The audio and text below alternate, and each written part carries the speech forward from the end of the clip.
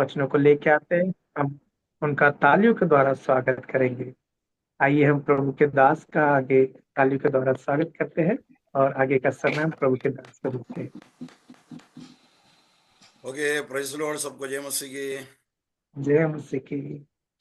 प्रभु की स्तुति हो कि आज सुबह के समय पर से परमेश्वर हमें अवसर दिया है कि हम परमेश्वर के पवित्र चरणों पर आए और परमेश्वर का वचन का अध्ययन करें। सबके लिए मैं धन्यवाद देता हूँ। सुबह के समय प्रार्थना और धन्यवाद वासना के साथ आप लोग प्रभु के चरणों पर आए हैं। अभी हम थोड़े समय परमेश्वर के वचन की ओर जाएंगे। उसके लिए 8वां अध्याय में हम प्रवेश करेंगे। 8वां अध्याय उसका पहला पद पढ़ते हुए हम शुरू करते हैं। कोई पढ़िएगा प्रकाशित वाक्य 8वां अध्याय पहला पद। जब उसने 7वीं मोहर खोली तो स्वर्ग में आधे घंटे तक सन्नाटा छा गया। ओके। पवित्र पिता परमेश्वर, यीशु के नाम में हम तेरे चरणों में आते हैं। हम पर दया कर, जिस वचन पर हम जा रहे प्रभु, तेरे वचन का प्रकाशन हमें दे। सबके आत्मिक आंखें ज्योतिर्मय होने दे कि हम तेरे वचन के प्रकाशन में आगे बढ़े। हर एक अंधकार रुकावटें मसीह यीशु के नाम में दूर हो जाए। आशीष दे, यीशु के नाम में मांगते हैं, सुनो और ग्रहण कर, आमीन। प्रकाशित वाक्य 7वां अध्याय पिछले क्लास में हम समाप्त किए हैं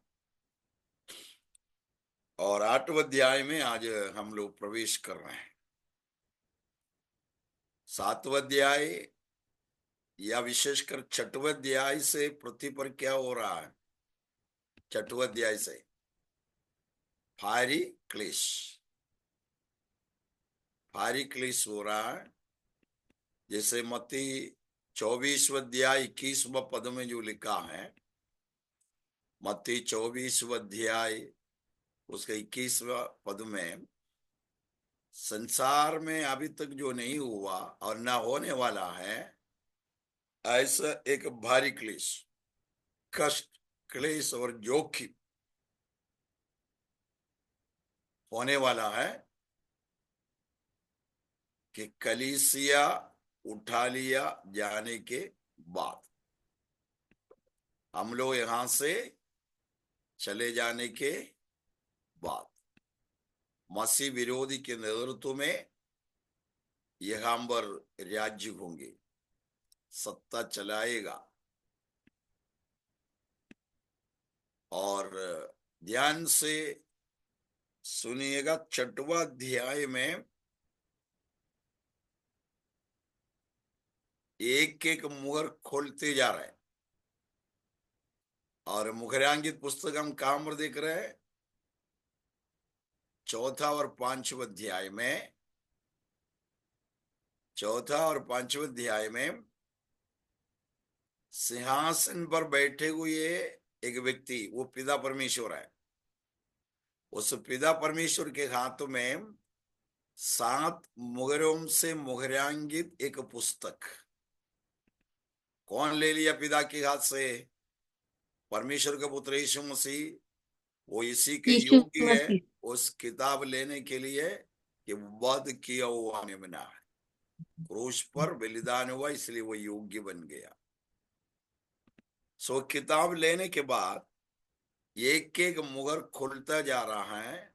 और एक एक मुहर जब खोलते हैं तो क्या घटनाएं घट रहे हैं, इस चीज को अभी तक हम देख रहे थे। अब ध्यान से सुनिए। तुरगी हम जो मुहर जो खोलते जा रहे थे, 1 से लेकर 6 तक मुहरें खोली गई। कितने अध्याय तक? 7वां अध्याय तक। फिर से बोलूंगा मैं, 7 मुहरांकित पुस्तक, 7 मुहरांकित पुस्तक, उसमें 1 से लेकर 6 मुहर तक खोला गया है। और 7वां मुहर खोलते हुए नहीं दिखाई देता। वो हम कहां देखते हैं? 8वें अध्याय में। 8वां अध्याय का मुख्य विषय है कि अंतिम मुहर खोला जाता है तो 7 सुरदूत उनको दिखाई दे रहा है, तुरहियों के साथ। यह है 8वें अध्याय का विषय। तो 8वें अध्याय में हम प्रवेश करने के पहले दिमाग में घुसना है कि 8वें अध्याय में अंतिम मुहर खोला जा रहा है। अंतिम मुहर तो 7 सुरदूतों को दिखाई दे रहा है, 7 तुरहियों के साथ। ओके। 7वां मुहर खोलते ही किसको दिखाई दे रहा है? 7 तुरहियों को, उनके हाथों में 7 तुरहिया या 7 सुरदूतों को दिखाई दे रहा। और भारी क्लेश सचमुच में यहाँ पर शुरू हो रहा है। भयंकर भयंकर घटनाएं घट रहा है। अभी हम 8वें अध्याय में प्रवेश करेंगे। पहला पद पढ़ चुके हैं यहाँ पर, 7वीं मुहर और सोने का धूपदान। जब उसने 7वीं मुहर खोली, मतलब 7 मुहरों में 6 मुहर, 6 प्रकार की मुहर हम खोलते हुए देख चुके हैं। एक एक मुहर खोलते ही एक एक घटनाएं घट रहे थे। अब उसमें लास्ट अंतिम मुहर 7वीं मुहर, जब उसने 7वीं मुहर खोली तो स्वर्ग में आधे घंटे तक सन्नाटा छा गया। सन्नाटा छा गया। कौन से तुरही में? 7वां तुरही, सॉरी, 7वां मुहर खोलते ही स्वर्ग में आधे घंटे तक सन्नाटा छा गया है। खामोशी। कहां पर है खामोशी? पृथ्वी पर नहीं, कहां पर दिखाई दे रही है खामोशी? स्वर्ग में। स्वर्ग में है ये खामोशी या सन्नाटा।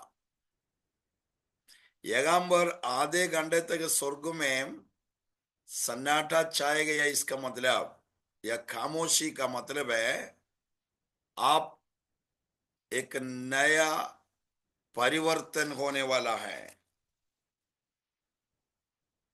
एक अद्भुत घटनाएं घटने वाला है। ये है ये सन्नाटा का मतलब, खामोशी का मतलब एक नया परिवर्तन होने वाला है, या नया घटना। आगे चलकर हम देखते हैं कि परिवर्तन, पृथ्वी पर परिवर्तन, आकाश में परिवर्तन, सूर्य, चंद्रमा, तारागण, पृथ्वी, पानी, समुद्र, नदी, हर चीज पर, हर एक जगह परिवर्तन ही परिवर्तन। या दूसरे तरीके से देखा जाए, परमेश्वर का भयंकर न्याय पृथ्वी पर हो रहा है। इसलिए सन्नाटा या खामोशी दिखाई दे रहा, खामोशी। ठीक है, आगे बढ़े हम। भयंकर घटनाएं पृथ्वी पर, आकाश में भी होने वाला है। इससे पहले कहां पर है सन्नाटा?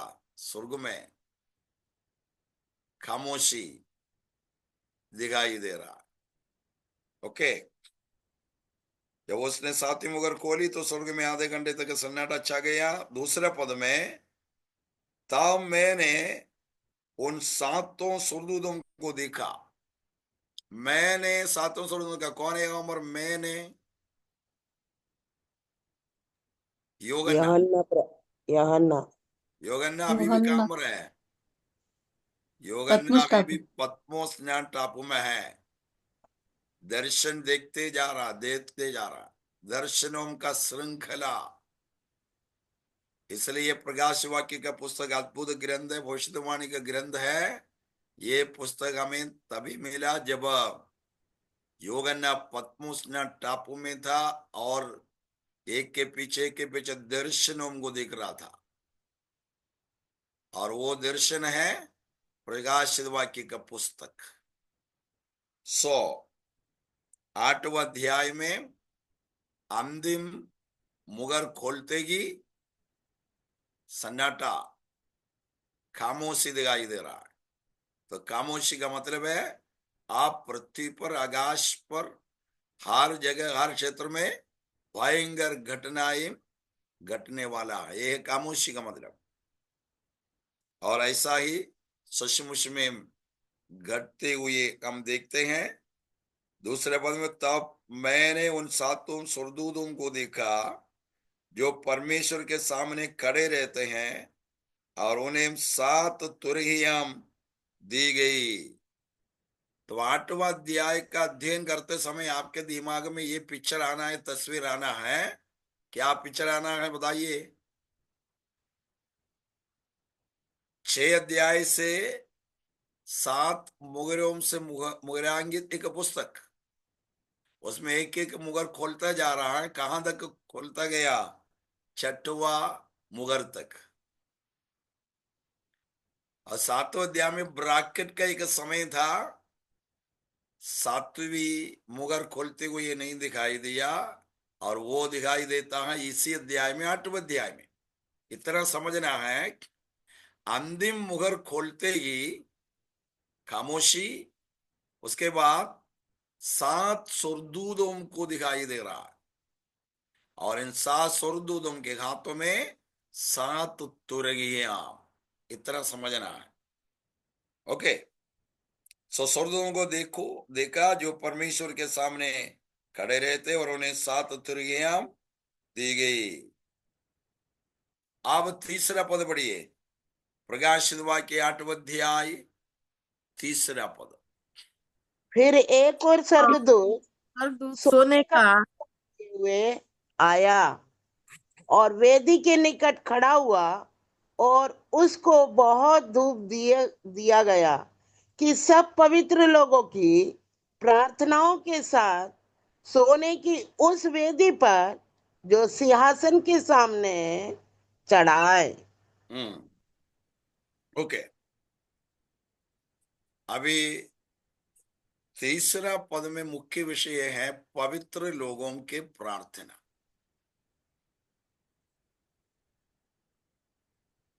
पवित्र लोगों की प्रार्थना। कौन है ये पवित्र लोग?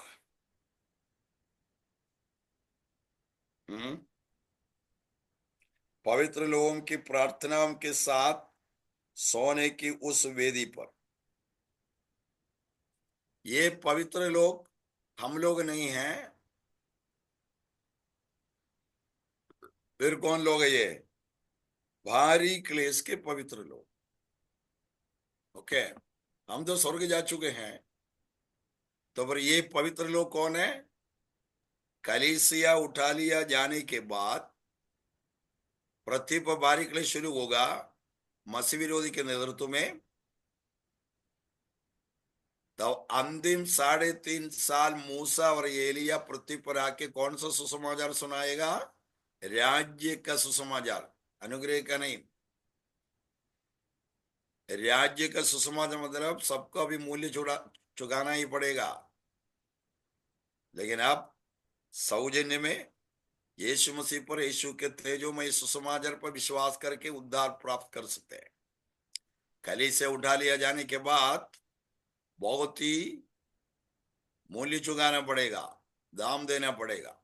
तो यहाँ का जो पवित्र लोग भारी क्लेश के समय के पवित्र लोग हैं, जो राज्य के सुसमाचार सुन के उद्धार पाए हैं और यीशु के लहू से शुद्ध और पवित्र के। 7वें अध्याय में हम देखे ना कि सवाल, ये लोग कहां से आए?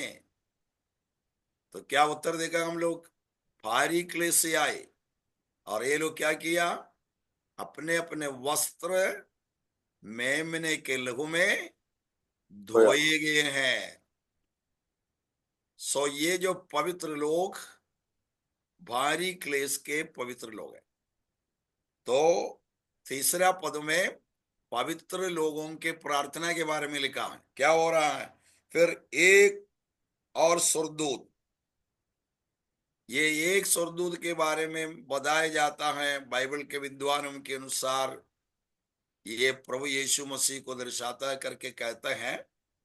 ये पक्का प्रमाण तो नहीं है, क्योंकि प्रार्थना सुनने वाला, प्रार्थना का उत्तर देने वाला यीशु मसीह यगंबा बारी क्लेश के समय पवित्र लोगों के प्रार्थना का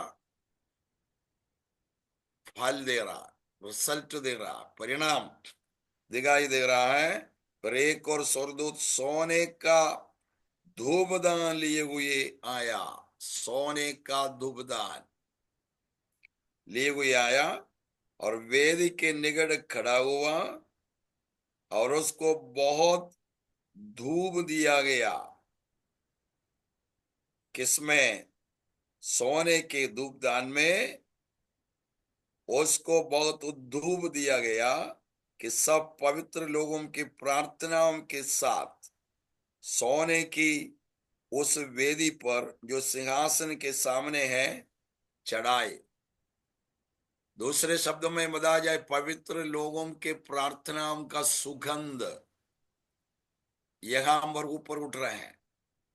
उसके बाद वो दूसरे तरीके से पृथ्वी पर आ रहा है। तब आने वाले आयतों में हम देखने जा रहे अद्भुत भयानक न्याय का, परमेश्वर का न्याय और अद्भुत घटनाएं। पूरा पृथ्वी पर हानि ही हानि। कहने का मतलब ये है, यहाँ पर पवित्र लोगों के प्रार्थना के साथ सोने की उस वेदी पर जो सामने है चढ़ाए। इसका मतलब बहुत धूप दिया। ये सारी चीजें ये दर्शाता है भारी क्लेश के समय यहूदी लोग भी सताए जाएंगे मसीह विरोधी के द्वारा, और अन्य जातियों से राज्य का सुसमाचार सुनकर जो उद्धार पाएगा वो लोग भी सताए जाएंगे। और खूब लोग जो सताए जाएंगे, परमेश्वर के लोग सताए जाते हैं, क्या करते हैं? सबसे ज्यादा कौन सा काम करेगा हम लोग? ध्यान से सुनिए। आज भी परमेश्वर के लोग पूरी तरफ से जो सताए जाते हैं, सबसे पहले ये लोग क्या करेगा या हम लोग क्या करते हैं? भाग दौड़ करेगा, इधर उधर जाएगा, क्या करेंगे बताओ ना? जब प्रार्थना। पूरी तरफ से हम सताए जाते हैं, सबसे पहले का क्या करेगा? प्रार्थना प्रार्थना करें। करेगा। हेलो, वही करना है। याद रखो कि प्रेरितों के गांव 16 अध्याय 25वां पद से, प्रेरितों के गांव 16 अध्याय 25वां पद से पौलुस और सिलास बंदीगृह में था, जेल में। और पौलुस और सिलास को इतना मारा कि मारने के बाद कुत्ता जैसे सड़क से घसीट के ले गया और पूरे शरीर से खून निकल रहा था। इसका मतलब दर्द में, वेदना में, क्लेश में थे पौलुस और सिलास। लेकिन बंदीगृह में जो डाला, आधी रात को ये दोनों क्या किए? प्रार्थना। उठकर सबसे पहले क्या किया? प्रार्थना किया। प्रार्थना करते करते, प्रार्थना में एक विशेषता है, थोड़ी समय प्रार्थना करने के बाद एक आनंद आ जाता है हृदय में। आता कि नहीं आया? बताओ। प्रार्थना करने के बाद क्या परिणाम निकलता? हर एक पासवान, हर एक विश्वासी इस चीज को याद रखना है। प्रार्थना के बाद क्या होता है? अंदर ही अंदर एक आनंद की भरपूरी मिलती है। ये सब लोग समझना है।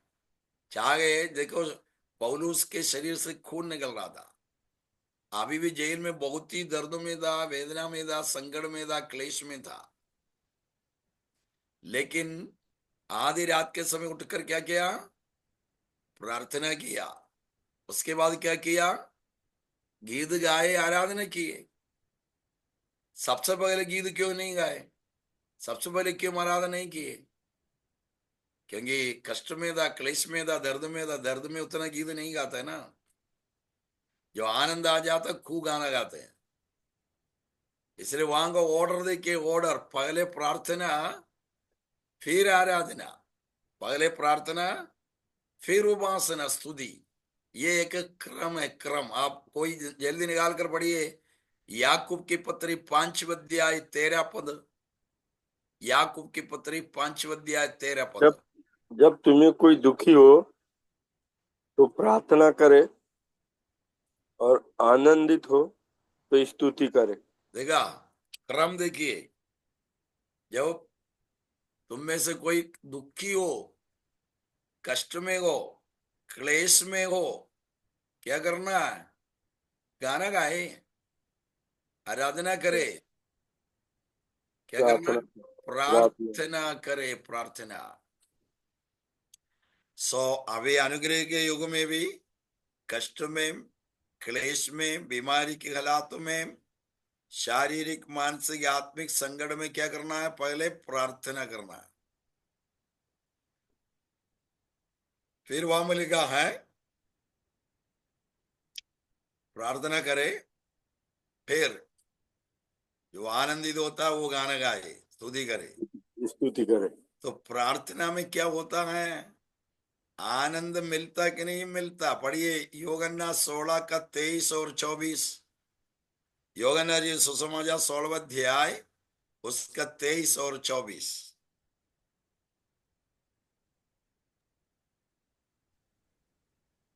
उस दिन तुम मुझसे कुछ ना पूछोगे। मैं तुमसे सच सच कहता हूँ, यदि पिता से कुछ मांगोगे तो वह मेरे नाम से तुम्हें देगा। अब तक तुमने मेरे नाम से कुछ नहीं मांगा, मांगो तो पाओगे, ताकि तुम्हारा आनंद पूरा हो जाए। देखा कितना स्पष्ट रूप में लिखा है, यीशु के नाम में कुछ समय प्रार्थना करोगे, आनंद की भरपूरी मिलेगी। ये एक प्रैक्टिकल चीज है, व्यवहारिक चीज है, जो चारों तरफ से आप निराश हो जाते हैं, व्याकुल हो जाते हैं, कुछ करने का नहीं है, आगे कदम रखना बहुत मुश्किल हो जाता है। एक ही काम करना, जाओ कमरे में घुटने में आओ, प्रार्थना करो। जब प्रार्थना करने के बाद उठेगा आनंद के साथ, यीशु का वायदा है, आने वाले दिनों में ऐसा ही करना है। बाकी कुछ भी करने से कोई सॉल्यूशन मिलने वाला नहीं है। तो प्रार्थना के बाद आनंद की भरपूरी, प्रार्थना के बाद हृदय में मन में आनंद भर जाता है। इसलिए याकूब की पत्री 5 के 13 में लिखा है, कष्ट में हो तो प्रार्थना करे, और जो आनंद में है गाना गाए। मतलब प्रार्थना करते करते करते करते हृदय में आनंद भर जाएगा, आनंद भर जाएगा तो गाना शुरू करेगा, आराधना शुरू करेगा, उपासना शुरू करेगा। चलो वापस आए तो प्रकाश वाक्य 8 अध्याय में तीसरा पद में पवित्र लोगों के प्रार्थना के बारे में लिखा है। ओके, अब भारी क्लेश के पवित्र लोगों के प्रार्थना क्या है?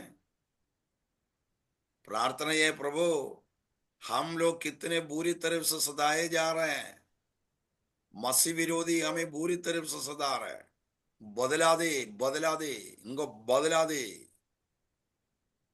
तो उसका उत्तर भी एक हमारे मिल रहा है, वो है अभी जो न्याय का परमेश्वर, परमेश्वर का न्याय, और बहुत ही बुरी तरह से घटनाएं घट रहे हैं पवित्र लोगों के प्रार्थना के फलस्वरूप। ओके, बदला देने के लिए इसलिए प्रार्थना कर रहे हैं कि ये कौन सा युग नहीं है, यह अनुग्रह का युग नहीं है, भारी क्लेश का समय है, इसलिए बदला लेने के लिए प्रार्थना कर रहा है। लेकिन अनुग्रह का युग अभी है, क्या हम बदला देने के लिए प्रार्थना करना कि नहीं करना? प्रभु हमारे जो विरोधी लोग वो सत्यानाश होने दे, उनके ऊपर गाड़ी चढ़ने दे, है बिजली चमकने दे, खत्म होने दे। ऐसे से प्रार्थना हमें नहीं नहीं कर सकता बदला लेने के लिए। रोमियो 12 अध्याय में लिखा, बदला लेने का काम मेरा है, मैं करूंगा। तो हर एक विश्वासी बदला लेने का भाव में नहीं बैठना। यीशु का है वो काम, यीशु के हाथ में सौंपे। हम लोग बदला लेने से भी क्या देगा? कितना मारोगे, कितना करेगा? कुछ भी नहीं कर पाएंगे। लेकिन परमेश्वर जो बदला देता है ना, भयंकर होगा, भयंकर। प्रेतों के काम 12वें अध्याय में हेरोदा राजा बार बार परमेश्वर के लोगों के खिलाफ काम कर रहे थे, मार रहे थे। एक सुरदूत आकर उनको मारा, और जिंदा रहते हुए उनके शरीर में कीड़ा पड़ गई। पूरे शरीर में जिंदा रहते हुए, प्राण नहीं निकला नहीं है उसके पगले, जिंदा रहते हुए पूरे शरीर में कीड़ा ही कीड़ा, और बाद में मर गए। देखो, परमेश्वर का न्याय भयंकर है। हम बदला लेने से क्या कर सकता है? इसलिए रोमियो 12वें अध्याय में लिखा है, बदला देने का काम तुम्हारा नहीं है, मेरा है, मैं करूंगा। इसलिए हर एक विश्वासी, हाँ, क्रोध तो हमारे अंदर भी आएगा। अभी देखिए, यूपी में, भारत में कई जगह है, वहां पर परमेश्वर के लोगों को कितना सता रहा है, कितने लोगों को जेल में डाल रहे हैं, सताए जा रहे हैं। तो सामान्य तौर से हमारे अंदर भी गुस्सा, क्रोध, धार्मिक रोष, ये सब आता है। लेकिन अभी हम अनुग्रह के युग में है, कृपा के युग में है। बदला लेने का काम हमारा नहीं है, ये काम किसका है? यीशु मसीह का है। यीशु के हाथ में सौंपो। उचित समय पर उचित रीति से परमेश्वर की बदला लेगा। ठीक है, चलो। सो सो प्रकाश वाक्य 8वें अध्याय 3 पद के अनुसार इतना समझना है, यहाँ का पवित्र लोग किस समय के हैं? भारी क्लेश के समय के पवित्र लोग हैं। ये कैसे पवित्र लोग बन गए? राज्य का सुसमाचार सुन के मन फिर आए, उद्धार पाए, मसीह को ग्रहण किया। और इन लोगों को क्या होगा? मसीह विरोधी के द्वारा बुरी तरह से सताए जाएंगे। जो सताए जाएंगे, ये लोग प्रार्थना करेंगे। उस प्रार्थना अभी उसमें सुगंधदायक रूप में पृथ्वी पर आ रहे हैं, लेकिन अन्य जातियों के लिए, सताने वालों के लिए ये भयानक न्याय का समय है, क्योंकि परमेश्वर हम प्रार्थना सुन रहे। इतना समझना है। ओके, अभी आगे बढ़ेंगे। हम चौथा पद पढ़िए भैया, प्रकाश वाक्य 8वें अध्याय 4 पद। उस धूप का धुआं पवित्र लोगों की प्रार्थनाओं सहित स्वर्गदूत के हाथ से परमेश्वर के सामने पहुंच गया। हाँ, तो कभी वो बारिक क्लेश के समय में भी हो, अभी भी हो, प्रार्थना का सुगंध कहां पर पहुंचेगा? स्वर्ग। सर्वशक्तिमान परमेश्वर के सन्मुख, क्योंकि प्रार्थना सुनने वाला परमेश्वर है, हमारे परमेश्वर। प्रार्थना एक सुगंधदायक चीज के समान पवित्र परमेश्वर के सन्मुख पहुंचेगा। प्रार्थना एक सुगंधदायक वस्तु है, उसका कई प्रकार का परिणाम है। यहां पर बारिक क्लेश के समय के पवित्र लोगों के प्रार्थना, धूप का दुआएं पवित्र लोगों की प्रार्थनाओं सहित स्वर्गदूत के हाथ से काम पहुंचे, परमेश्वर के सामने पहुंच गया। और क्या हुआ? 5वां पद बढ़िया, 5वां पद। पांचवा, तब स्वर्गदूत ने उस वेदी की आग और डाल दी, और स्वर्गदूत ने, शब्द और हाँ, बिजलियां और भूकंप होने लगे। ओके, स्वर्गदूत ने धूपदान लेकर उसमें वेदी की आग भरी। आग भरी, ये सब प्रार्थना का परिणाम है। उसमें वेदी की आग भरी और पृथ्वी पर डाल दी।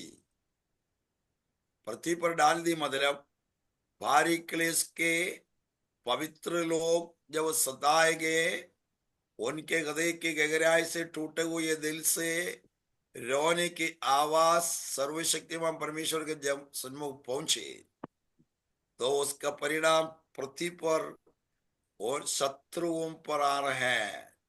ये इसका मतलब, वेद की आग भरी और पृथ्वी पर डाल दी, और गर्जन और शब्द और बिजलियां और भूकंप होने लगे।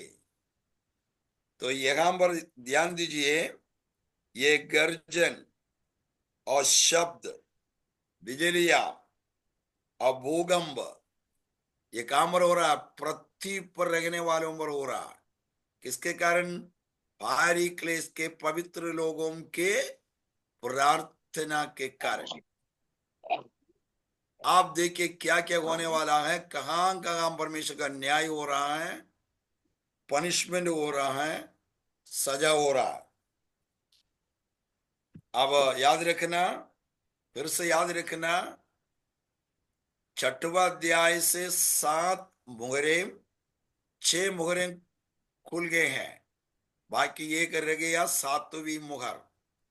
8वां अध्याय में जहां पर हम प्रवेश किए हैं, अंतिम मुहर खोली जा रहा है। तब 7 सुरदूतों को दिखाई दे रहा है, और 7 सुरदूतों के हाथों में 7 तुरहिया। अब एक एक सुरदूत तुरहिया फूंक रहे हैं। तो एक एक अप्रिय घटनाएं पृथ्वी पर रहने वाले लोगों पर हो रहा है, ये हम देखने जा रहे हैं। ओके, अब 7 तुरहिया पढ़िए, 6वां पद। जब वे 7 स्वर्गदूत जिनके पास 7 तुरियां थी उन्हें फूंकने को तैयार हुए, पहले 7वां स्वर्गदूत पद। ने तुरी फूकी और लहू से मिले हुए ओले और आग हाँ, जली गई, और पृथ्वी की 1/3 जल गई, और पेड़ों की 1/3 जल गई, और सब हरी घास भी जल गई। इसका मतलब पृथ्वी पर हानि पहुंच रहा है, विशेषकर वनस्पति, पेड़ पौधे। उसमें हम पहुंचने के पहले 7 तुरहिया,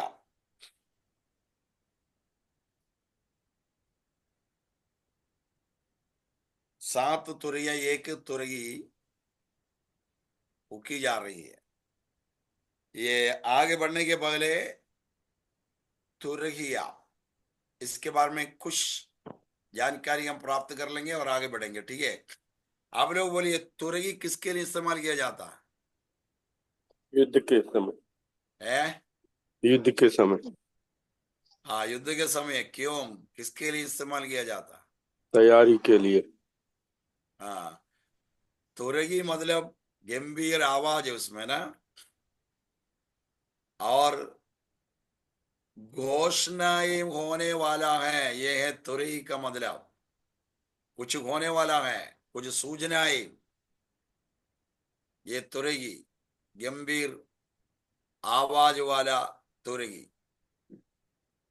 ओके, नरसिंह का भूको करके गीत गाते ना, नरसिंह का भूको मतलब तुरही, नरसिंह का तुरही, ये सब गंभीर आवाज, उसमें सूचनाएं हैं, घोषणा है, चेतावनियां हैं। तो हम जल्दी से जल्दी देखेंगे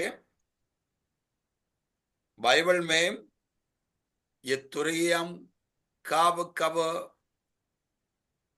फूकी गई या फूकने वाला है। इसके लिए हम 4-5 रेफरेंस में जाएंगे, उसके बाद आगे बढ़ेंगे। लिखे हैं, जब हम बाइबल पढ़ते हैं, यहोशू की पुस्तक। हाँ, विभिन्न प्रकार की आवश्यक घोषणाओं के लिए तुरही फूकी गई, या ये तुरहियां काम में लाई जाती हैं। कम से कम 6 प्रकार की उद्देश्य, 6 प्रकार के उद्देश्य के साथ बाइबल में तुरहियां फूकते हुए हम देखते हैं।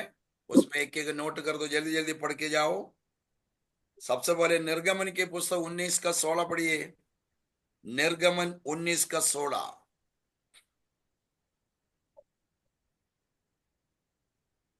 जब तीसरा दिन आया तब भोर होते ही बादल गरजने और बिजली चमकने लगी और पर्वत पर काली घटा छा गई, फिर नरसिंगे का बड़ा भारी शब्द हुआ और छावनी में जितने लोग थे सब कांप उठे। देखिए यहाँ पर परमेश्वर व्यवस्था देने का तैयारी में है, व्यवस्था देने का तैयारी में। तो उस समय परमेश्वर पूरी तौर से महिमा में प्रकट हो रहा था, महिमा में, या ऐसे बोल सकते हैं परमेश्वर के महिमा युक्त प्रकटीकरण पर तुरही फूकी जा रहा है। बाइबल में सबसे पहले इस बात को हम देर से निर्गमन 19 अध्याय में कब फूकी जा रहे तुरही? परमेश्वर, परमेश्वर के महिमा युक्त प्रकटीकरण पर व्यवस्था देने जा रहे थे। तो यहाँ का घोषणा क्या है? महिमा युक्त परमेश्वर प्रकट होने वाला है, उसी का घोषणा सूचना देते हुए तुरही की आवाज। अब दूसरा, गिनती की पुस्तक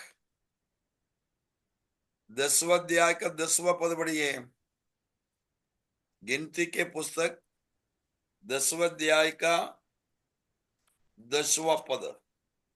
अपने आनंद के दिन में और अपने नियत पर्वों में और महीनों के आदि में अपने होम बलियों और मेल बलियों के साथ उन तुरहियों को फूंकना, इससे तुम्हारे परमेश्वर को तुम्हारा स्मरण आएगा। मैं तुम्हारा परमेश्वर यहोवा हूँ। तो इस अध्याय में अगर 10वां अध्याय का पहला पद से अगर पढ़े, युद्ध के समय है, युद्ध के समय है,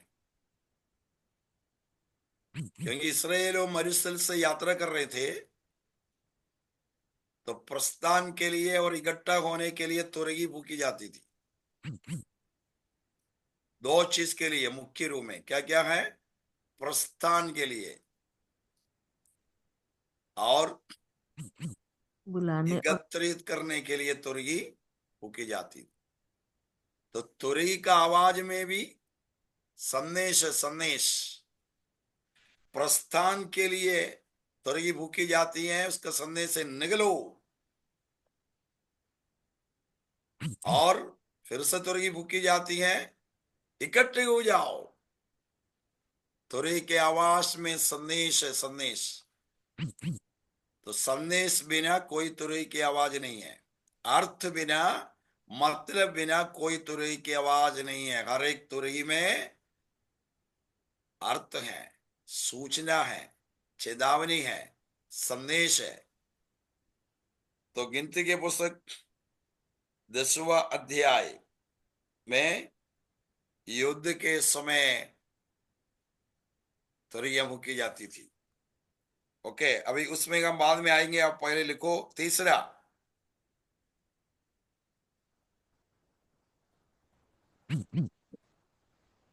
गिनती के पुस्तक 10वां अध्याय 7 और 8। गिनती के पुस्तक 10वां अध्याय 7 और 8 में, और जब लोगों को इकट्ठा करके सभा करनी हो तब भी फूंकना, परंतु सांस बांध कर नहीं। और हारून के पुत्र जो याजक हैं वे उन तुरहियों को फूंका करें। यह बात तुम्हारी पीढ़ी पीढ़ी के लिए सर्वदा की विधि रहे। ओके, सभा जुटाने के लिए, सभा को जुटाने के लिए एकाम्बर तुरही फूकी जाती है।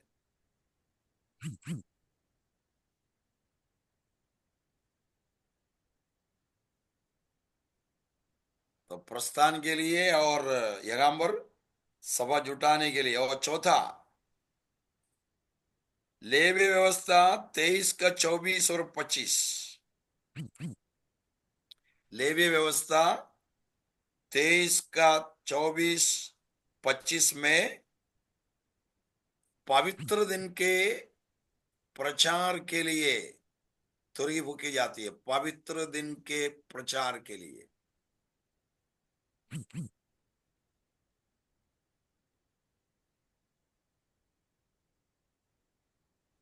फिर यहोवा ने मूसा से कहा, इस्राएलियों से कह कि 7वें महीने के पहले दिन को तुम्हारे लिए परम विश्राम हो, उसमें स्मरण दिलाने के लिए नरसिंगे फूके जाए और एक पवित्र सभा इकट्ठी हो। हाँ, उस बस दिन बस मतलब ये है पवित्र दिन के प्रचार के लिए, संदेश के लिए सभा को इकट्ठा करना, तब तुरगी फूकी जाती थी। पांचवा, दूसरे राजा 9 का 13, दूसरा राजा 9 का 13 में राजा के आगमन पर तुरगी फूकी जाती थी। तब उन्होंने झट अपना अपना वस्त्र उतार कर उसके नीचे सीढ़ी की पर बिछाया और नरसिंगे फूंक कर कहने लगे, येहू राजा है। ओके, मदरे राजा के आगमन पर। ओके, अब छठवा जगह पर तुरगी फूकी जाती है, सबसे महत्वपूर्ण है, ये हमसे संबंध रखते हैं। वो है पहला थिस्सलुनीकियों 4 अध्याय 16-17। पहला थिस्सलुनीकियों 4 अध्याय चैप्टर 4 उसका 16-17 कलीसिया के संबंधित, अभी अनुग्रह के युग में हमारे संबंधित तुरगी फूकी जाएगी। क्या लिखा वहां पर?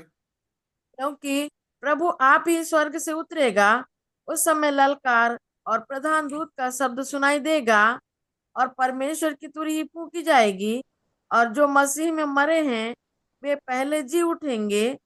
तब हम जो जीवित और बचे रहेंगे उनके साथ बादलों पर उठा लिए जाएंगे कि हवा में प्रभु से मिले, और इस रीति से हम सदा प्रभु के साथ रहेंगे।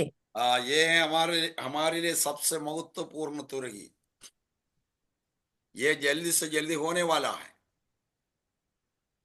ओके, आपको बता सकते हो कि ये जो पहला थिस्सलुनीकियों 4 अध्याय 16-17 में जो तुरगी फूकी जाती है, 3 लोगों का तुरगी फूकी जाएगी। प्रभु यीशु मसीह का, पिता परमेश्वर का और प्रधान दूत मीकाएल का। ओके, बाद में पूछने से जवाब देना है। हमारे प्रभु, ये पहला थिस्सलुनीकियों 4 अध्याय 16-17 विषय क्या है बताओ? आगमन, प्रभु यीशु मसीह का आगमन। कौन से आगमन? द्वितीय आगमन।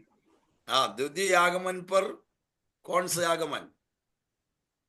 सार्वजनिक न्याय। गुप्त भारी आगमन। क्लेश के लोगों को उठाने। नहीं नहीं नहीं, भारी क्लेश के लोगों को जो पवित्र है उनको उठाने की। ठीक है, वो तो हम देख लिए हैं। वो तो हम बारीक लेस का 8वां अध्याय हम देख चुके हैं। अभी पहला थिस्सलुनीकियों 4 अध्याय 16-17 नोट कर दो, लिख कर रखो। मुर्दों नोट को। कर दो, लिख कर रखो। 2-3 बातें जल्दी से जल्दी, ये तो हमारे लिए बहुत अनिवार्य है। आधी रात के गहरी नींद में से भी उठा के पूछे, एकदम बोलना है, क्योंकि तुरही की आवाज में मतलब है, मीनिंग है, अर्थ है, चेतावनी है, संदेश है। ये तुरही हमारे कान में उसका आवाज सुनाई देगा, तब रूपांतरित होकर उठा लिए जाएंगे। इसलिए बहुत ही महत्वपूर्ण जा, है। जागृत रहना आप हमें। हाँ, जागृत रखना। तो सबसे पहले ये पहले थिस्सलुनीके अध्याय 4 16-17 लिखा है कि उसके नीचे 2-3 बातें जल्दी लिखो। ये यीशु मसीह का गुप्त आगमन है। लिखो लिखो, हमारे प्रभु यीशु मसीह का गुप्त आगमन है।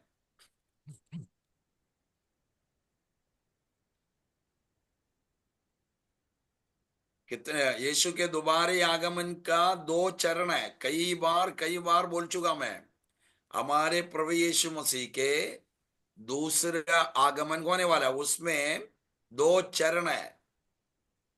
एक गुप्त आगमन, दूसरा है सार्वजनिक आगमन। ओके, एक गुप्त आगमन और सार्वजनिक आगमन। गुप्त आगमन पर क्या होगा किसको पता चलेगा? केवल यीशु मसीह के लोगों को ही पता चलेगा, पड़ोसी को भी पता नहीं चलेगा।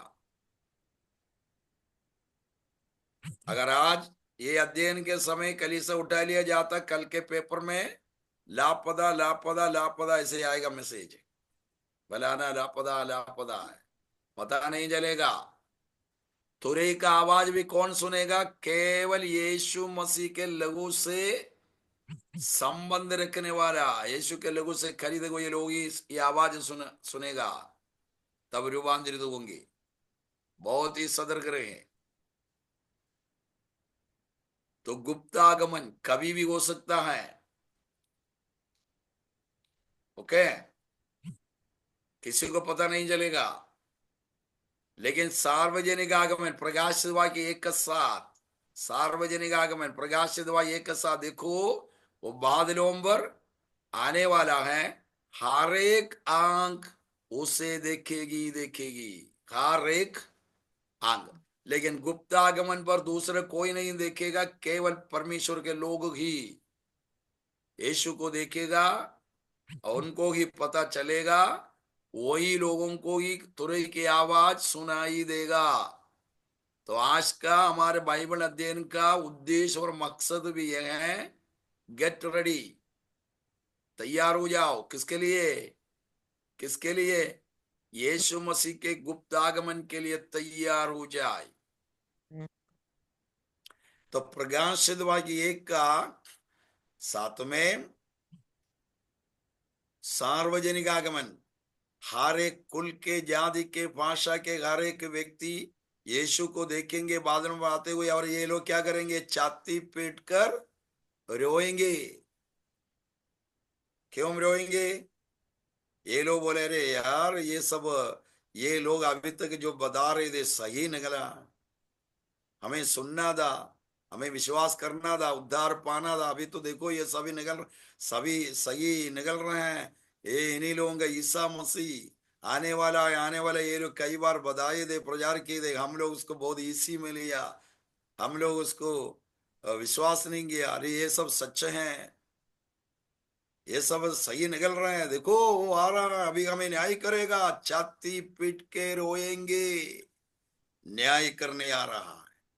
लेकिन उस समय रोने से कोई फायदा नहीं है। इसलिए जितने लोग आपका माँ बाप हो, भाई बहन हो, रिश्तेदार हो, मित्र हो, पड़ोसी हो, जल्दी से जल्दी ये सुसमाचार सुनाओ, यीशु के बारे में बताओ। कोई भी व्यक्ति नष्ट नहीं होना, नरक में नहीं जाना, यीशु के गुप्त आगमन पर उठा लिया जाना है, उठा लिया जाना है। तो आप लोगों को समझ में आया ना, यीशु मसीह के दोबारे आगमन का कितना चरण है? 2 चरण। 2। पहला चरण है गुप्त आगमन, गुप्त आगमन, दूसरा चरण है सार्वजनिक आगमन। अभी बोलना नहीं है कभी भी। अब गुप्त आगमन, पहला थिस्सलुनीकियों 4 अध्याय 16-17 कौन सा आगमन है? गुप्ता गुप्त आगमन। अब ये वचन भी सुना होगा ना, यूहन्ना, अभी पढ़ना नहीं, सिर्फ सुने।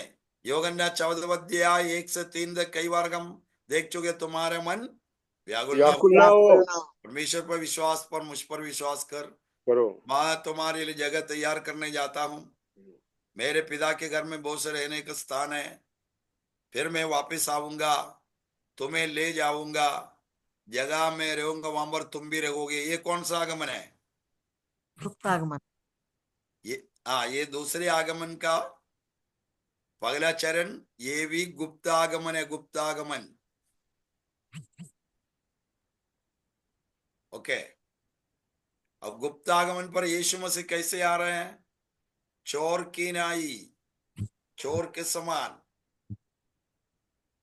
चोर कब आता है? पता नहीं चलता। हाँ, मतलब अक्सर चोर रात में ही आता है ना, ऐसे ही आशय है। लेकिन आधी रात आजकल दिन में भी आता है। और चोर किस लिए आते हैं? आपका चोरी करने। पुराना कागज, पुराना चप्पल, पुराना कपड़ा, ये सब ले जाने के लिए आता है क्या? सही चोर आपके घर में जो आता है, नहीं, बहुमूल्य चीज ले जाने के लिए, कीमती चीज। और सोना चांदी क्या अगर रखा है वो लेके जाएगा। और प्रभु यीशु मसीह भी चोर की न्याय इसलिए आएगा कि अपना बहुमूल्य चीज जो पृथ्वी पर है उसको लेके जाए। क्या लॉर्ड है वो चीज? हम हैं कलीसिया के लोग। अपने बहुमूल्य लहू से खरीदे होए हुए गए लोग। मुक्त लोग, किए हुए हैं। बहुमूल्य लहू से छुड़ाए गए लोग, हम लोग कलीसिया, उसको ले जाने के लिए, बहुमूल्य चीज को ले जाने के लिए यीशु मसीह आ रहा है, चोर की नहीं। Hallelujah, okay, hallelujah, hallelujah. अब पहले थिस्सलुनीके के 14 अध्याय 16-17 में 2-3 बातें लिखो, ये गुप्ता का मैंने लिख दिया। हाँ, अब 3 तुरहियां फूकी जाएगी उसमें। नंबर 1 प्रभु यीशु मसीह की तुरही। नंबर 2 पिता परमेश्वर की तुरही। नंबर 3 प्रधान दूत मीकाएल की तुरही।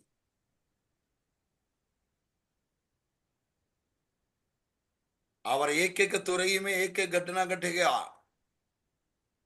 एक एक तुरही में एक एक घटना घटने वाला है। सबसे पहले प्रभु यीशु मसीह की तुरही फूकी जाएगी। क्या घटना घटेंगे? उस वचन के अनुसार मसीह में मरे हुए लोग पहले जी उठेंगे। मसीह में मरे हुए लोग पहले जी उठेंगे। किसके तुरही में? प्रभु यीशु मसीह की तुरही में। अगले दिन मैं पूछूंगा, अच्छी तरह जवाब देना, ठीक है? नोट कर दो, ये सबसे महत्वपूर्ण है। पहला तुरही किसका है?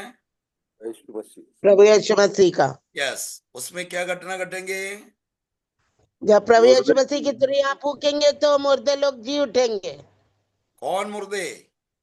जो यीशु मसीह जो में प्रभु मुर्दे में सोए मरे हैं लोग। हुए लोग हैं, जो प्रभु में मरे हाँ, हुए। सारे मुर्दे तोड़ी उठा लिया जाएगा। मसीह में मरे लोग मसीह में आने के बाद फिर से बीड़ी पीने गया, सिगरेट पीने गया, दारू पीने गया, हर प्रकार की बुराई में चले गया, वो मर गए होंगे। वो थोड़ी है कि मसीह में मरे। मसीह में मरे हुए लोग उस समय जी उठेंगे। मतलब मसीह में माया, मसीह में बने रहा, मसीह में मरे। तो दुनिया के कोने कोने से, जगह जगह कब्रिस्तान है, मरे हुए लोग थे, मिट्टी में मिल गए थे। यीशु मसीह के तुरही की आवाज सुनते ही एक ही क्षण के अंदर, एक ही सेकंड में नए शरीर में, महत्वपूर्ण शरीर में, तेजस्वी शरीर में जी उठेंगे और मसीह से मिलने के लिए हवा में उठा लिया जाएगा। हालेलुया। अब पास्टर जी, एक सवाल था। हाँ, जो मत्ती रचित सुसमाचार के 25वें अध्याय में जो 10 कुंवारियां हैं, तो उसमें 5 उठा ली गई, 5 रह गई, तो उसमें 10 विश्वासी थी कि 5 ही विश्वासी थी? मतलब दसों। प्रभु हाँ, ये देखो, ये इसके लिए समय लगेगा। कभी हम देखेंगे ये 10 कुमारियों के बारे में। तैयारी के बारे में बताया है वहां। तैयारी किस प्रकार आपने किया है उसके अनुसार आप जाओगे। देखो, 5 तैयारियों के साथ नहीं थी, चली गई मसीह है करके। वहां पर मतलब हर एक ये प्रभु का, हर एक लोग जो प्रभु का है वो नहीं उठा लिया जाएगा। 10 कुमारियों में 5 कुमारियों के बारे में क्या लिखा है? बुद्धिमान थी। हम्म। और 5 कुमारियां मूर्ख थे। मूर्ख थे मतलब उनके मसाल में क्या नहीं था? तेल। तेल नहीं। तेल नहीं था। तैयारी के साथ नहीं थी वो, तैयारी के साथ नहीं थी। तेल नहीं था, तेल। और ये तेल किसको दर्शाता है? पवित्र आत्मा। पवित्र आत्मा। आत्मा। अभी वहां पर हम आएंगे, केवल पवित्र आत्मा नहीं, दूसरा और चीज है, वो हम बाद में थोड़ा डिटेल से देखेंगे। लेकिन अभी उसका सवाल का उत्तर में, ये 5 कुंवारियां मूर्ख थे, ये सचमुच में उद्धार पाए हुए लोग नहीं थे। Yes.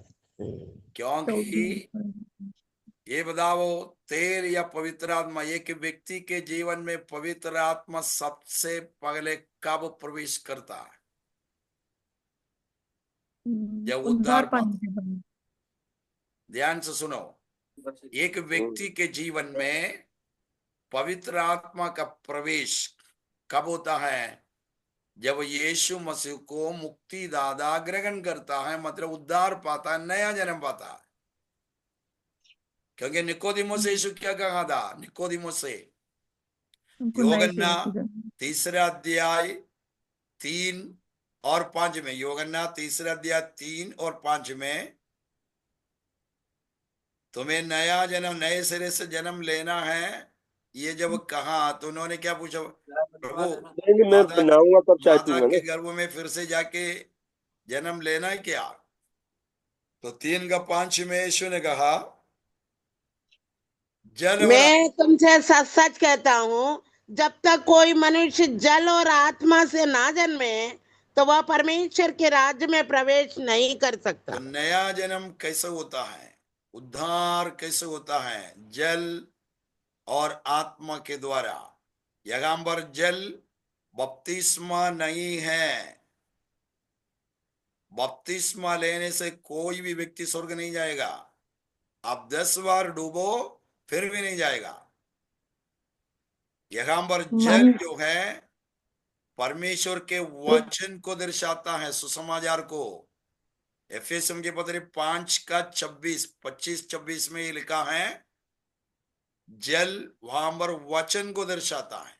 ठीक है। सो योहन्ना 3 का 5 में जल और आत्मा के द्वारा नया जन्म होना, इसका मतलब क्या है? जल वचन या सुसमाचार, और आत्मा पवित्र आत्मा।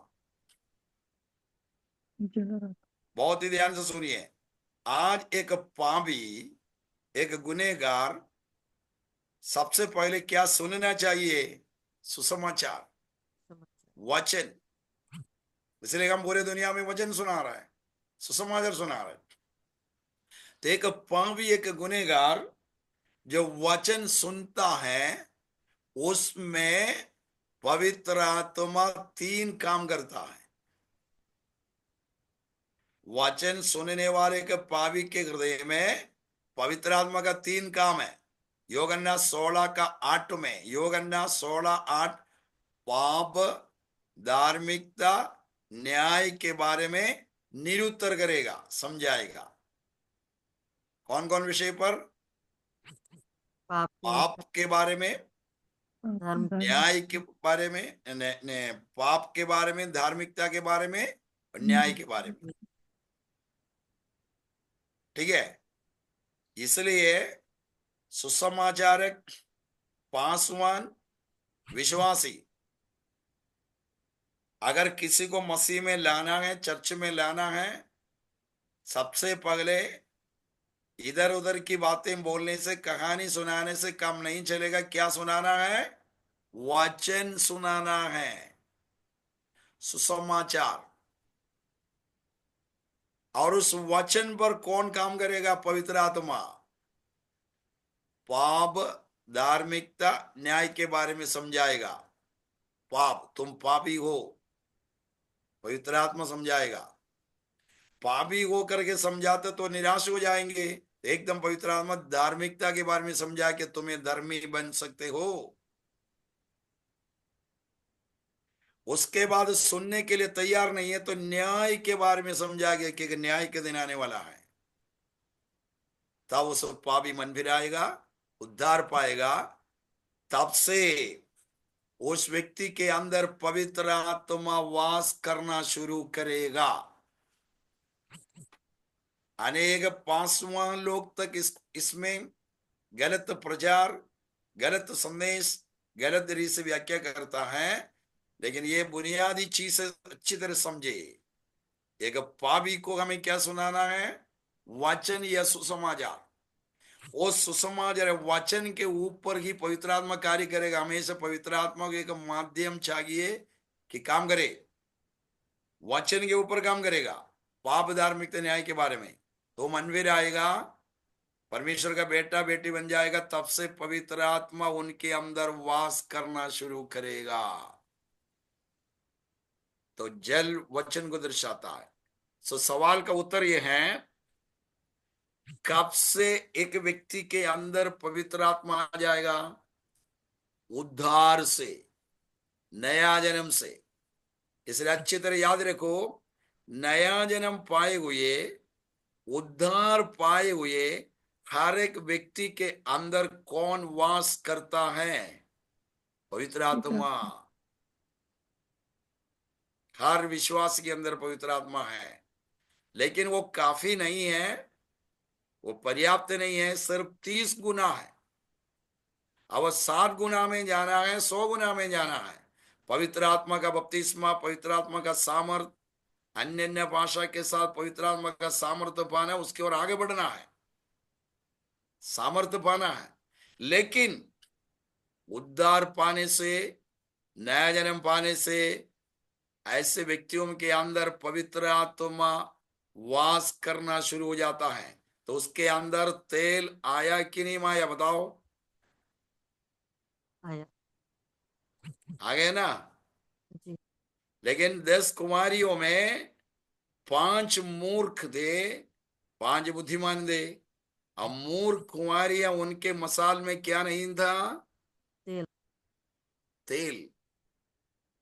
मतलब पवित्र आत्मा या ये लोग अनसेव्ड, ये उद्धार नहीं पाए हुए लोग थे,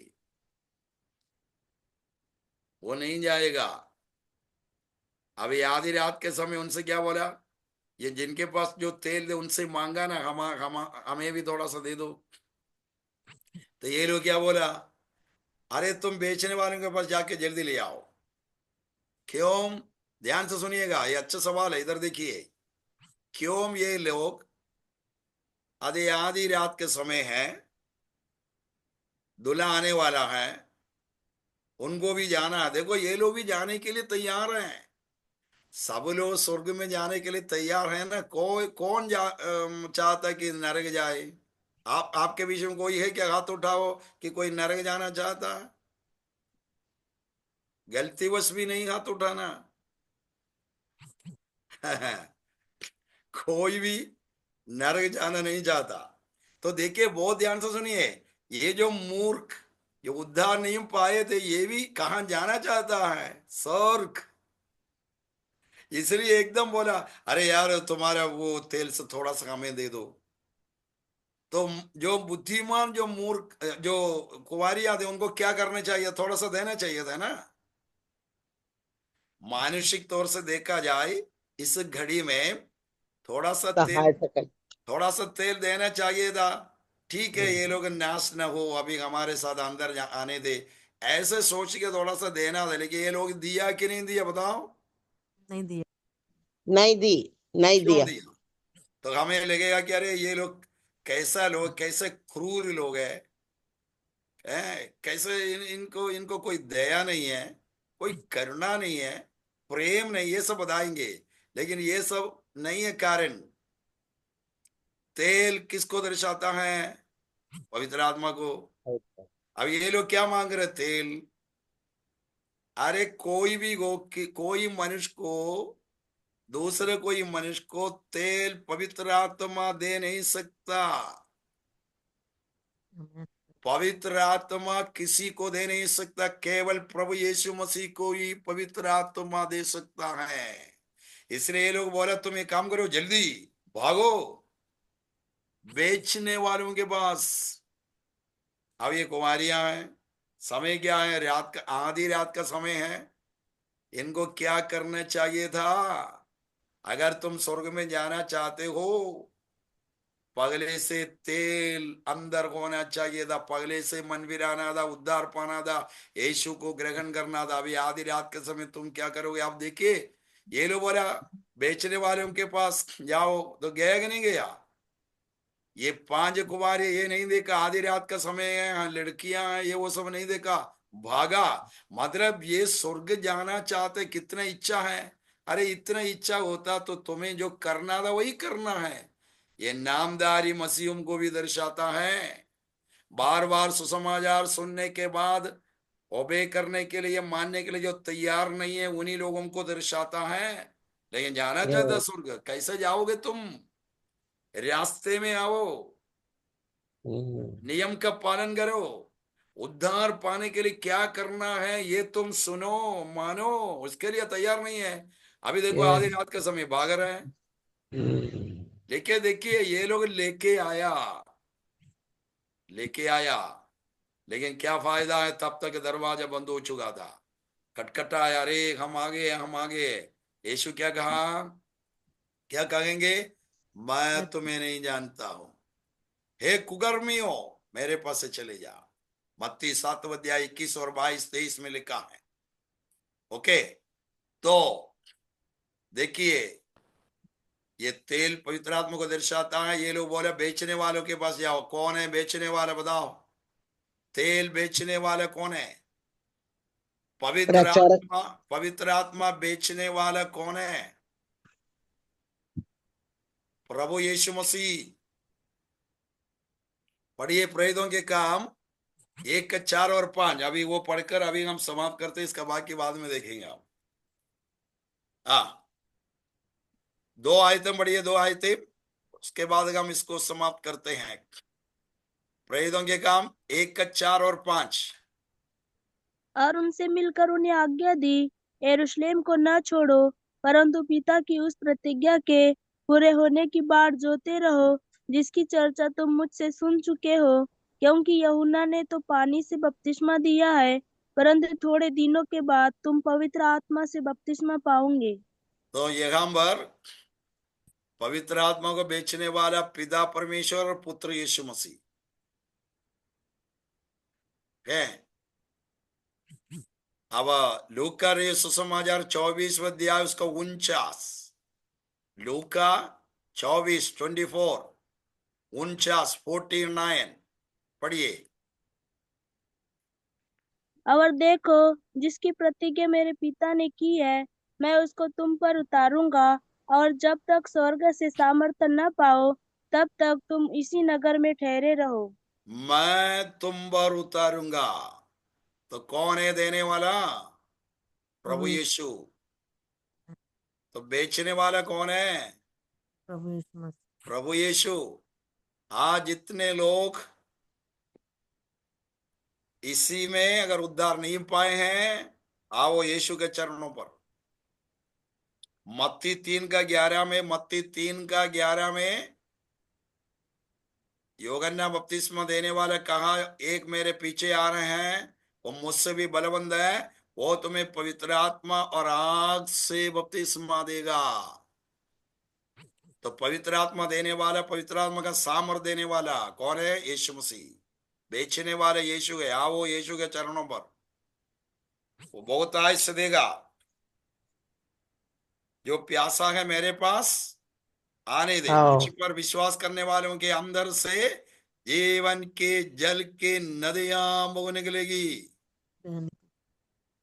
तो ये मूर्ख कुंवारियां उद्धार नहीं पाए थे, मसीह को ग्रहण नहीं किए थे, तेल नहीं था। लेकिन मसीह को ग्रहण किए हुए हर एक व्यक्ति के अंदर तेल पवित्र आत्मा है। और रोमियो 8:6-7-8-9 में लिखा, रोमियो 8:6-7-8-9 में, जिनके अंदर मसीह की आत्मा नहीं है वो मसीह का जन नहीं है। बहुत ही इंपॉर्टेंट, बहुत ही महत्वपूर्ण। जिनके अंदर मसीह की आत्मा नहीं है वो मसीह का जन नहीं है, वो नरक में जाएगा। तो उद्धार पाए हुए हर एक व्यक्ति के अंदर ये तेल है, पवित्र आत्मा है, वो ऐसा ही यीशु के आगमन के लिए तैयार हो जाएंगे। तो तुरही उगने वाला है, सुनने के लिए तैयार है। गेट रेडी, तैयार हो जाए यीशु के गुप्त आगमन के लिए। बाकी हम अगले हफ्ते देखेंगे। प्रभु इन वचनों के द्वारा हमें आशीष